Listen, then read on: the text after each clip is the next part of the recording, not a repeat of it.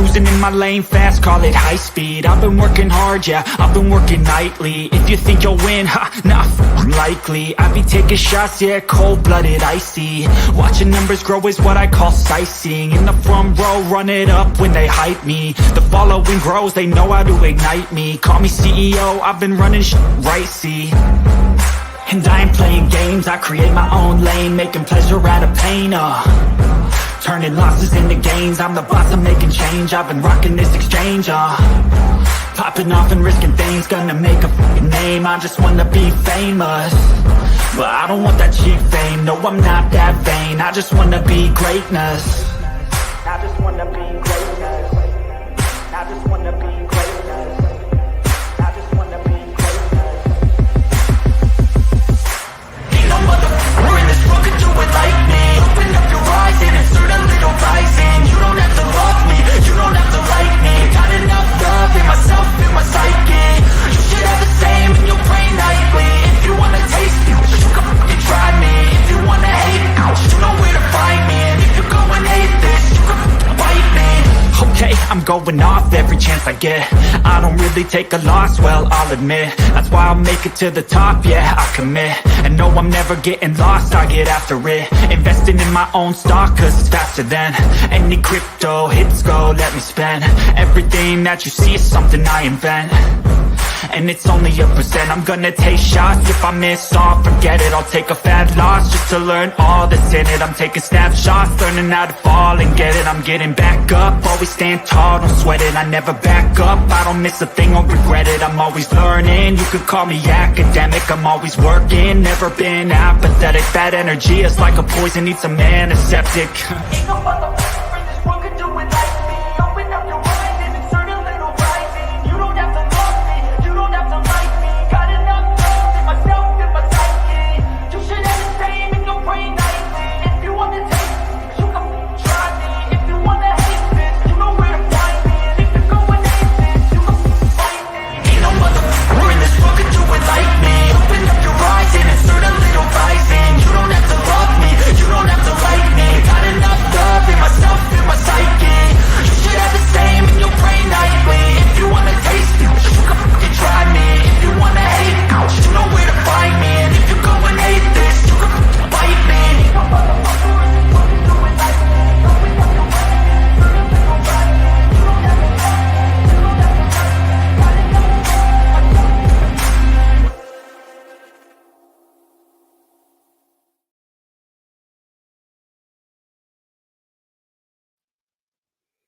Hey everybody, welcome to Aussie True Crime. You can see Ty's joined as a member, thank you. Hey Mark, how are you? I just want to bring my presentation up. So today's case is coming back to Melbourne, where I live. Pause that. It's one that I wanted to discuss because it's a really shocking case and it's confusing as well, but it's one that I wanted to speak about. As I said, it happened here in Victoria, and it only was actually about 10 minutes down the road from where I live. It is a heartbreaking one, and for many reasons, but argumentatively, it's one of the most shocking details of all is that the victim in today's story is believed to have been taken in a case of mistaken identity. So let's get into it. We're going to head back to 1997. This is the family. They lived on Muriel Street in the suburb of Madrid. There was the husband and the wife, who was Jane and Mark Thurgood-Dove, I think it was. And Jane and Mark both were in their early 30s and had met at school and been together ever since. The couple had 3 children together. Their son was 11-year-old Scott, and their 2 girls, Ashley and Holly, who were aged 3 and 6. Mark worked as a factory foreman, and Jane was a stay-at-home mum, and by all accounts, the Thurgood-Dove family were very liked and were very happy. So let's discuss. It was a warm, sunny afternoon on a Thursday. It was November 6th. It was also one of the days that the other kids were at school and preschool. It also happened to be Oaks Day, or Ladies' Day. It's a race going thing. So we have Melbourne Cup in Australia, and that's a big horse race, obviously. Oak Day or Ladies' Day is usually the Thursday after Melbourne Cup, and it's just like where they get dressed up and stuff like that. Different driveway. I don't know. That was just a street. Um, so Jane picked up the kids from school as she always did, as Mark was at work, and she headed home for the day with the three children loaded in the back of the family's four-wheel drive. Jane pulled into what she thought was a safe suburb in Madrid, and she drove up the driveway at about 3:40 p.m. I think the next one's of Jane. So here's her with the three children. Jane was the first to jump out of the car, and as she did, she was approached by a shortish pot-belly man wearing a balaclava and holding a handgun. Her oldest child, Scott, watched on in confusion as her mother began running around their four-wheel drive and being chased by this pot-belly man until she lost her footing and was tripped. Yeah, some of ours are like that, some are still the old way. Um, so she fell, and followed by that was a bang bang before the man in the balaclava ran off towards an awaiting vehicle on the street, and it was a metallic blue Holden Commodore, and it sped away. Young Scott was really confused as he was didn't know what he'd just witnessed because he believed that this man in the balaclava was actually a friend of his mum's, just playing some kind of practical joke or prank. But tragically, Jane Thurgood-Dove had been shot. Um, she got shot several times in her own driveway in front of her children and had passed away instantly. The Holden Commodore was later discovered to be stolen and soon found, so there was Jane again, soon found in a nearby fallen street. So that was Scott, the little boy that witnessed it. Um, and the car had been torched, which had resulted in significant damage, meaning that there was no DNA evidence that could be extracted from the getaway vehicle. And this was, of course, a bad start for any investigation. An investigation, of course, immediately began, and it was led by Rod Ellis, who has discussed he's been discussed on the channel before, but if that name does not ring a bell, Ron Ellis is a former homicide detective. He earned himself the nickname of Australia's greatest detective due to his 99% conviction rate on his investigations. Um, so if anyone solved the case or was going to solve it, they thought it would be this Ron Ellis. He started by talking to witnesses to Jane's murder, which of course did unfortunately include as well the 11-year-old son, Scott. He recollected basically the version of what he did remember and what I have discussed. And his mum's killer, as he said, his mum's killer was wearing a balaclava. He couldn't really give much more details about the predator, but his potbelly was a detail that several other witnesses on Muriel Street also did recall. Of course, this wasn't or isn't exactly the most significant detail because, do you mean a million people could fit the description of a short person with a pot belly? The witnesses spoke to and discussed the getaway car, the driver, who wasn't wearing any kind of face covering, as young and slimmer than the shooter and shorter length greyish hair and a narrow face.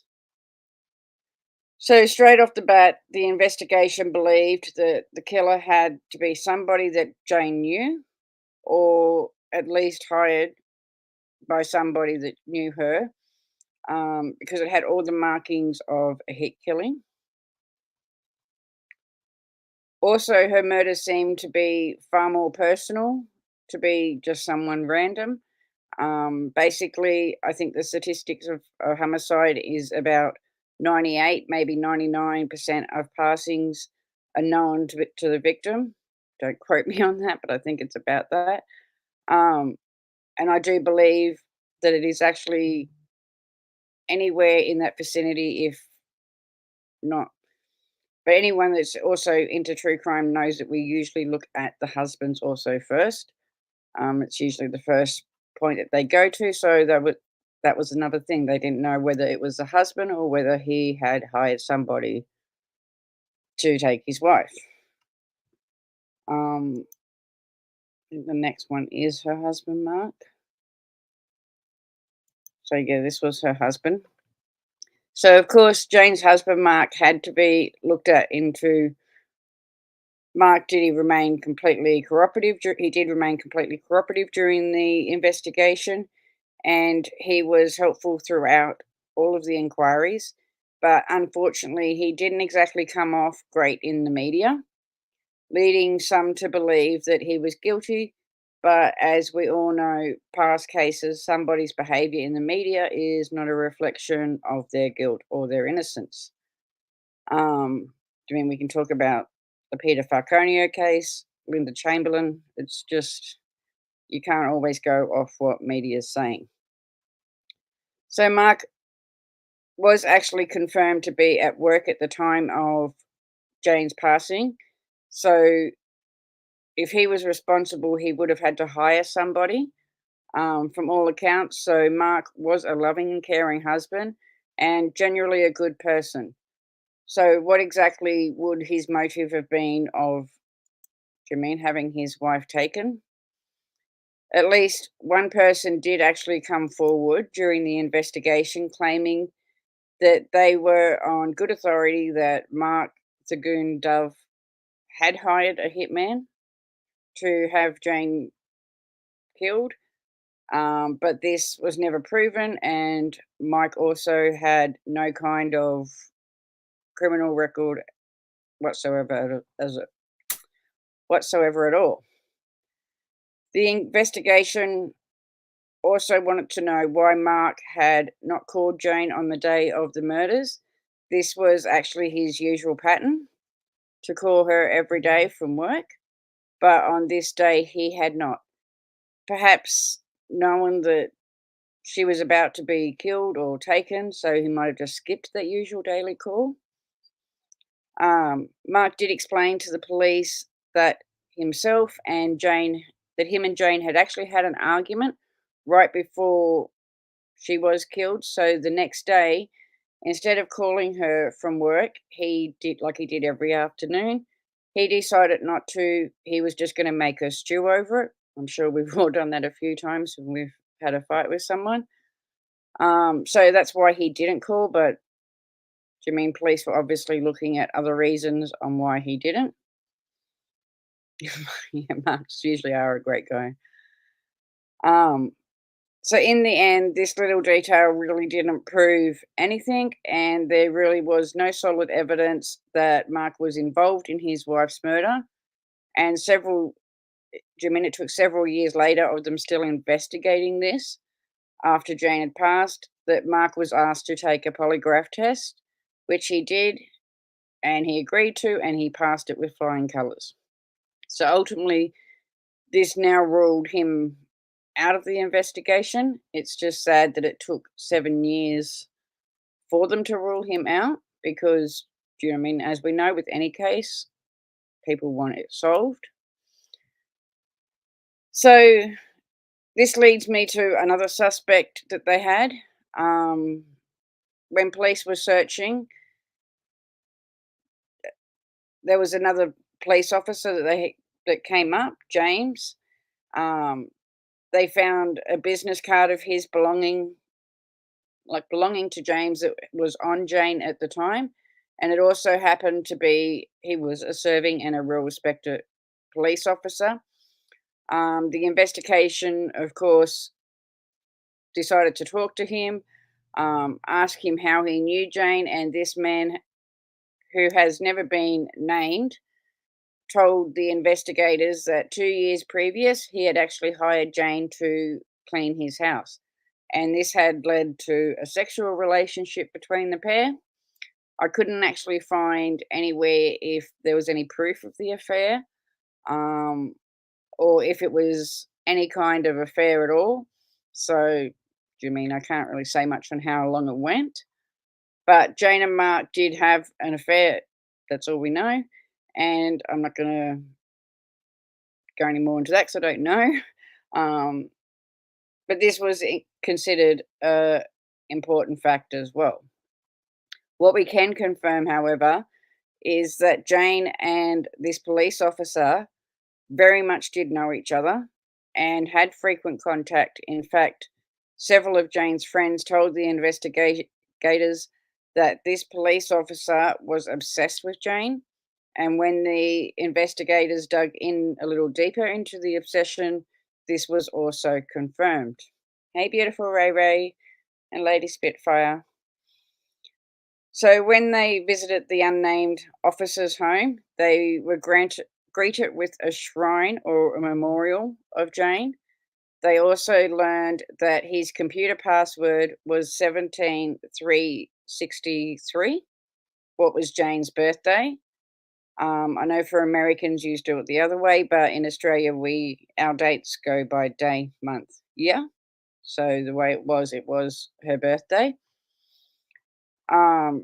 Regardless, anyway, the most bizarre discovery of all was when they were looking into more of his obsession. This officer had also brought like the plot next to where Jane had been buried. So, do you know what I mean? He had what was inside, he had her birth dates as his passwords, and he also went and brought this plot next to where she had been buried. He even told the investigators that he considered Jane to be his wife, even though she was married to Mark, and he couldn't understand why he was not getting the same sympathy as Mark, who was her actual husband. What was very unusual, especially after the circumstances. I don't know, it was just all strange when I was reading and looking into it. So when this anonymous officer was asked about his contact with Jane, he told them that he'd talked to her on the phone for about 1 minute a week before she had passed. However, when the investigators followed this up with an inquiry, it turned out that the phone call had been a 1 hour long phone call. Like, why would you even lie about that, especially if you're an officer, because you would know that, do you know what I mean, it's going to come out. So his obsession and the unnecessary lies alone didn't make him guilty, but he also had matched the physical description of the gunman, and when police searched his home, they found a black balaclava, black gun shoot powder, which was similar to the black gun shoot powder that had been found at the crime scenes. Also, the officer followed questions that he was unable to come up with any sort of alibi for the time that Jane had passed as well. So I think it was also his day off. I read somewhere. Um, I haven't written. I have this. No, this was a quote. I think it was also his day off. I read somewhere. I haven't written this in my notes and my questions. The officer was unable to come up with any other sort of alibi. So basically, he just was saying that it was his day off.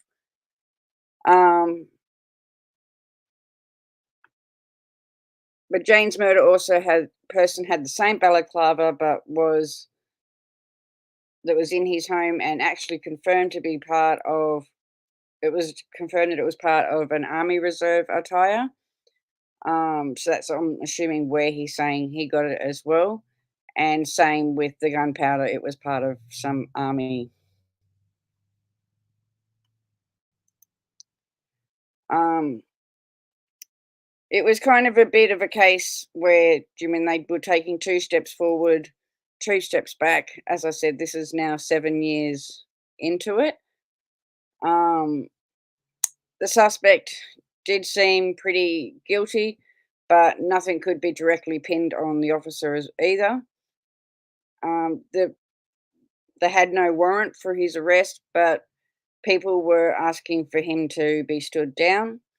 But do you know what I mean they couldn't because they couldn't exactly charge him? And like Mark, this suspect was also given a polygraph test several years after Jane's passing, and also the question, "Did you kill Jane?" came up, and he said it. No, it showed that he was lying. But of course, as we all know, polygraphs aren't everything. Um, and it was inadmissible in court, and that was the only evidence that they could find that even connected, other than, do you know what I mean, the balaclavas, but they could have been just the same. While this was happening, the police officers was actually still working in the law enforcement. As you can imagine, there was cause to have him stood down. But when the officer brought forward both his medical and his psychiatrical evidence to prove that he was fit to continue to serve, with the fact that there had been no arrests that had actually been made, he was simply just a suspect. They had no choice but to continue to let him to work as a police officer. So by 2003, this police officer was eliminated from the murder investigation, although his behaviours were odd. At the least, it did appear that he had nothing to do with the passing of Jane. So, with the investigation at a total and utter loss, both main suspects eliminated in 2003, a reward amount of $1 million was announced for any information leading to or solving Jane's murder. And it would only just be a half an hour after the reward money was put up and announced that a tip would come through. Um, so I guess money does talk. So this is what the tipster told the police, and as we know, Jane lived in Muriel Street in Madrid. Her home was 3 houses from a corner property. She drove a 4-wheel drive and had short blonde hair and 3 young children. But also back in 1997, another woman, not so not so different from Jane. She also lived in Mary Madrid Street in Madrid, and she also happened to have short blonde hair. Um, she also lived in a home just 3 houses from the corner. A drive. She drove a 4-wheel drive, and she was the mother of 2 young children. Her name was Camille Capri, and although some articles just used like her last name, that's her name was Camilla. Um, but I'm just going to call her Capri from now on. So because I'm probably already butchering her last name, her last name, I'm just going to call it Capri because I don't want to. It's a really long name. Um, so Jane was so unlike Jane, Camilla was the wife of a criminal figure, Peter Capri, and Peter was particularly well liked by several of the criminal gangs in the Melbourne undergrounds. So, according to the tipster back in 1997, several of the bikies from Geelong, which is a city close to Melbourne, had been hired to kill Camille as revenge against Peter for a dodgy criminal dealing. And this part is going to get messy, but Jimmy, I'm just going to try and keep it as simple as I can. So heading back to 1994 for just one moment, when a hit was taken out and ordered on Peter Capri by a man named Peter Phillips. I think I have him next. So this was the one that put the order out for the first one in 1994. He was known as Mr. Laundry. So Peter Phillips was actually a former lawyer. He was known for money laundering, do you know what I mean, at the best. So I guess he was capable of washing millions of dollars worth of dirty money through, hence why he had the name Mr. Laundry. Um, if you've ever seen the movie Ochre, and if you've not, definitely it's something to watch. But consider Peter Phillip being the Marty in that story. So that's what he was good at. So after a fraud scam gone wrong, Philip Peters put a hit out on Peter. However, the police, using listening devices and inside sources, also found out that this hit, and they arrested Peter Phillips and charged him with conspiracy to murder. So that was the one in 94. He did get a relatively light sentence, however, just a couple of years, and he was released again a couple of months before the murder of Jane. So instead of going after Peter Capri again, since police would be, of course, all over that, he decided to put the hit out on Peter's wife, like Carmel. So the hitman hired by Mr. Laundry, um, from the bikie gangs in Geelong, like that's where his connections were. He'd actually made that while he was in jail, um, and he told them to go out and find this woman that lives on Mary Street in Madrid, 3 houses from the corner, with short blonde hair, young kids, and drives a 4-wheel drive. So obviously the hit was supposed to be on this Carmel, but Jane was just at the wrong place at the wrong time. Um, these hitmen had actually been tracking Jane for several days before the passing, um, which can be confirmed by witnesses that saw the getaway car in the street just days before. Jane was killed, yet somehow they never figured out that they were following the wrong woman. I mean, what's a bit scary if you're following someone for 7 days, you don't know that it's the right or wrong target. So, as I said, Jane unfortunately had just been in the wrong place at the wrong time. So, yeah. Following Jane's passing, the Capri family upped their security. They stopped letting their children go out and play on the street. They had actually suspected from pretty much back at the start, when Jane had been killed, that it might have been for Camilla. And by the time Camilla actually did an interview with The Age discussing passing, um, which I did kind of find of odd that she would come out and just do an interview for it. She told them, and I'm going to use the quote, "If it wasn't meant for her, it makes you wonder. It has made us weary. My husband says to watch out when we come home into the drive to look around the place. I keep the door locked. Maybe it was for us, who knows? But they can't let it stop your life, and the kids will still go to school." End quote. So that's what she said in the interview. Um, Capri's do no longer live in that street anymore, and Camilla and her husband were just starting, like, weeks before the passing, that they knew that they were likely targets. Theory, I mean, I don't know how, like, I couldn't find much into that on how they knew that. Um, but obviously, I mean, it didn't matter. Jane was the one that took the beating, I should say. So it seemed more probable after all of this how many people were unalived in the case of a mistaken identity versus someone like the husband of a lover, by the way, I do believe that the tipster also was offered some sort of um, immunity for the following information, which basically means that they were protected because there wasn't a lot out there on who gave the information.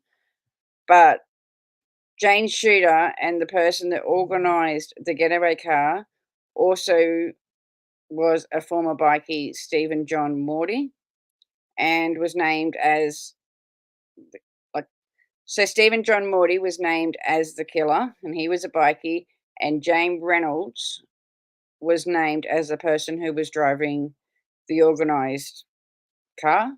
And this is what I'm saying why the tipster would have been given some immunity because these were all in the underworld Melbourne. Like, if you understand all the underworld shootings that were going on at the time, do you know what I mean? For someone just to come out and give these names out, they would have had to have some protection.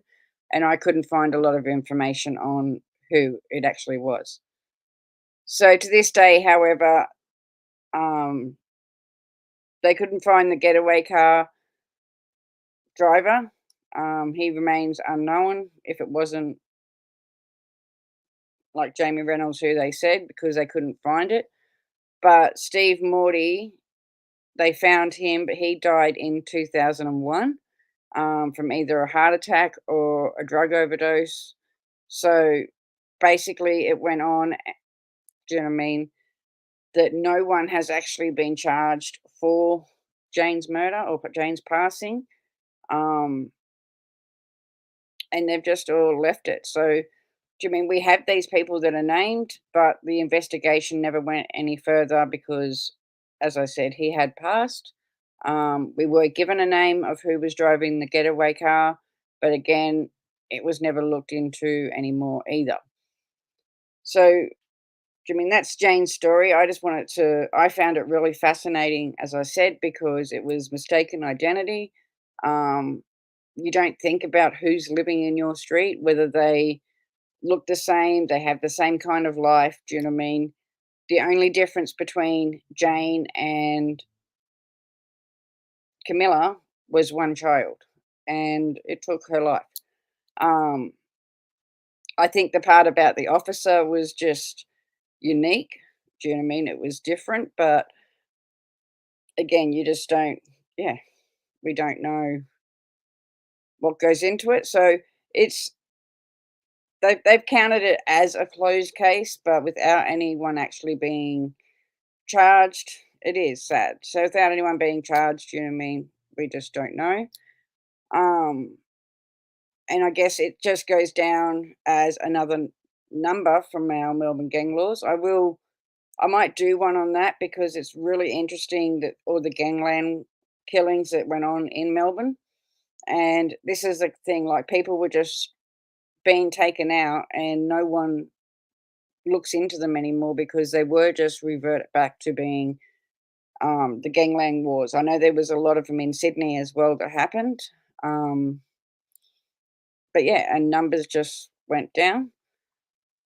So that's basically her story. I know it wasn't a long one. I'm sorry I didn't come on the weekend to do it because we had Spirit Time's birthday on the weekend, also my son's birthday, and me and Spirit Time also decided we're giving up smoking. So we've been sort of on edge. So yesterday, we just everything didn't collide for me to come back and do it.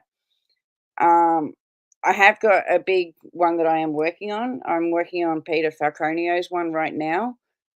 If it's not ready by Sunday, I will probably have it ready by Monday. It is a really interesting case. I think most of you have heard about it, but I've been going through heaps and I have found heaps more information. So I hope you can join me for that one. I have also put up in my shorts some of the tumblers that I have been working on. It's another reason I've been drawn away from YouTube and I've not been in here a lot. Um, so yeah, just go and if you want to, you can go and have a look at some of the tumblers that I've been making. But other than that, I will see you all next week. Thank you for coming.